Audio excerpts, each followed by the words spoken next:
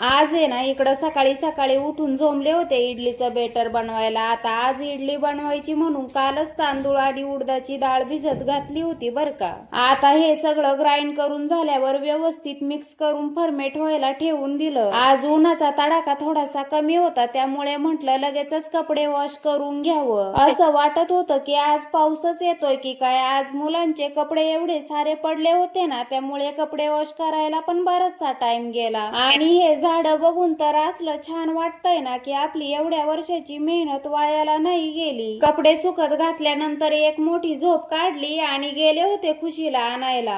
आता मॅडम आणखी शाळेचा कंटाळा करताय बर का, पण लाड दिले ना तर अशी सवय लागल मॅडमला. त्यानंतर इकडं इडलीचं फर्मेट बऱ्यापैकी भिजलं होतं. मग त्यात थोडासा सोडा आणि मीठ टाकून घेतलं. एकीकडे लगेच सांबर बनवायला घेतलं. डाळ वगैरे टाकून कुकरला शिट्ट्या मारून घेतल्या आणि लगेचच फोडणी दिली. आता सांबर तर झालं होतं बर का. मग म्हटलं लगेचच इडल्या बनवून घ्यावं. इडली बनवायला टाकली ना की आम्हाला अजिबात दम निघत नाही बर का. पहिलं भांड बाहेर काढलं ना की लगेचच खायला सुरुवात होती. आता इकडे इडल्या बनवून झालेल्या होत्या. मग लगेचच पोरांना वाढून दिलं. दुसरे इडलीचे भांडे बनवायला टाकले आणि लगेचच सगळ्यांनी जेवण करून घेतलं. माझ्या क्रिसचा तर सगळ्यात फेवरेट आयटम आहे बर का इडली सांबर. आता इडलीचा फडशा पाडल्यावर म्हटलं झाडांची कटिंग तरी करावं, कारण आता पावसाळा तोंडावर आलाय आणि अशाने झाड खूप छान फुटतात. आणि झाडांची कटिंग केल्यामुळे जरा दाटी पण कमी होती. आता 3-4 झाडांची कटिंग करून झाल्यानंतर म्हटलं बस करावं आता.